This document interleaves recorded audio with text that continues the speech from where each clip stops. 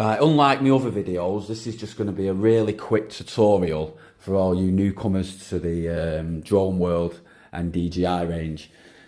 This drone, the Mavic Air 2, is pretty foolproof if I'm honest, and it's really going to be worth you watching just to get you started and look at some of the settings that may be overlooked as a newcomer.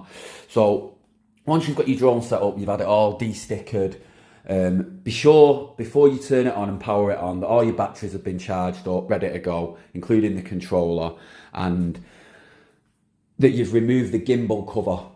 It's not a protective cover, it's going to actually restrict the motor from moving when it needs to calibrate, so make sure you remove that. Put it down on the ground, turn both devices on, connect your phone. First thing you want to do once you've got into the app, as you can see I am here, is check in the top right hand corner and see your satellites where it says 9 for me in the top right corner. That shows that I'm currently connected to 9 satellites. It can get up to like 21 as far as I'm aware. Make sure that you've got enough. I think it's above 8. Anything 8 and above is enough to keep it stable in flight. So make sure that you've got 8 or above. The app will tell you. It will actually be in red if you've not got enough, and it will give you a warning before you take off. So just make sure that you've got that. Another thing to do as well is to check in your safety settings. So if you go to the top right, there's 3 little dots, click them. That's going to bring up all your safety features and what have you. Make sure that you've got this set to 400 feet. And more importantly about this as well is checking that your obstacle avoidance is on. Now, as a default, it should be this toggle here. Make sure that your obstacle avoidance is switched on. I don't currently have the APAS switched on, which is it automatically avoids and goes round. I just want mine to hover if it detects anything, because I currently don't trust the software that much. So make sure that you've got your obstacle detection turned on. And most importantly for me is you're probably going to lose signal once you start taking it a bit further. So if you go into the advanced safety settings, that's going to tell you what will happen in the event of a signal loss with your drone. So if you lose signal, you're a couple of miles away, you lose signal, this currently is set to return to home. So wherever you take it off from, it will actually return to that spot. Now you can have it on descend, and if it loses signal, it'll descend and land where it currently is, or you can have it to hover, so it loses signal, it'll just stay where it is. All these settings are actually good for different reasons and different situations, but return to home is going to be your general one. Now make sure that you've got your return to home height, so it says auto return to home altitude, as you can see.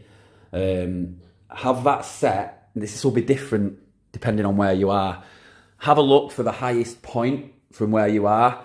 So let's just say you've got a pylon, an electrical tower or something like that in the distance, and you know you might be going behind it, and that's say at 175 foot high.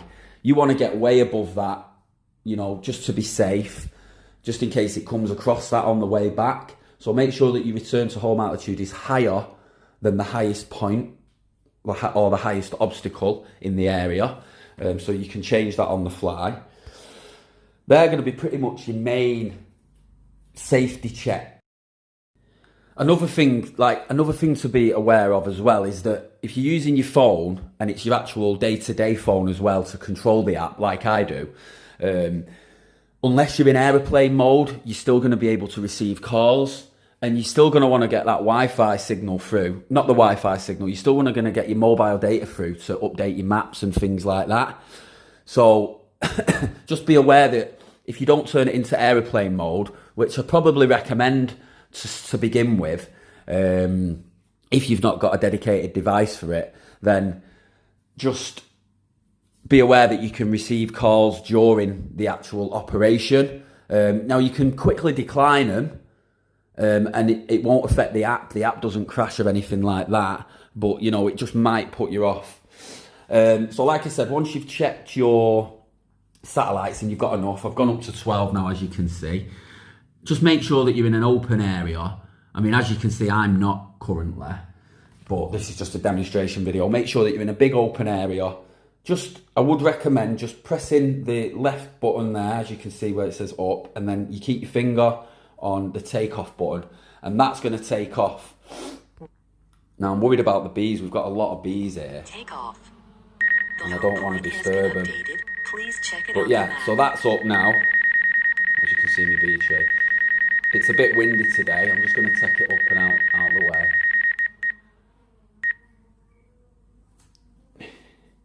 Get it away from the bees. Yeah, so once you're up, you'll see it start to pick satellites up more and more because it's got up out of the way. As you can see, it's gone up to 16 satellites, 17 satellites. Yeah, just keep your eye on the little Wi-Fi bar next to the battery. That'll tell you your signal strength between you, the controller, and the drone itself. That's your signal. If that drops down to nothing, you're going to lose signal, and you're going to basically, yeah, it's going to return to home or whatever setting you've currently got it set at. So another little tip for you as well. I mean, as you can see, the horizon there isn't completely straight. It's actually on a bit of a hill, but I mean, for educational purposes, I'll quickly show you how to sort out, because that's one big thing that a lot of noobs, I find that they do. While you're on the fly, it's fine. If you click on the top right button and then you go to control, you click gimbal calibration and then manual. Now you can see there, this is going to actually let you tilt the gimbal to make, so as you can see, I've made that horizon pretty straight there by just tapping the plus button. You can go all the way. You've got your horizontal and your yaw. So, you know, before you start recording, get that get that relatively straight. And then you can just come out of that. And then that's another big tip as well that I find a lot of noobs do. They don't really know how to get into the settings much. Yeah, I wouldn't worry too much about all this. This is sort of, you know, you've got to get into a bit more detail here and a bit more delving deeper into it. But yeah, it's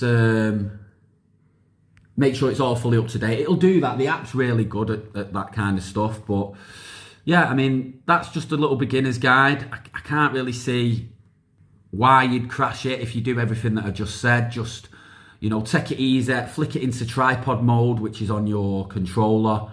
Just get used to the controls. That's going to sort of slow you right down, and, you know, you'll be off flying in no time. So yeah, thanks for watching, and check out my other videos.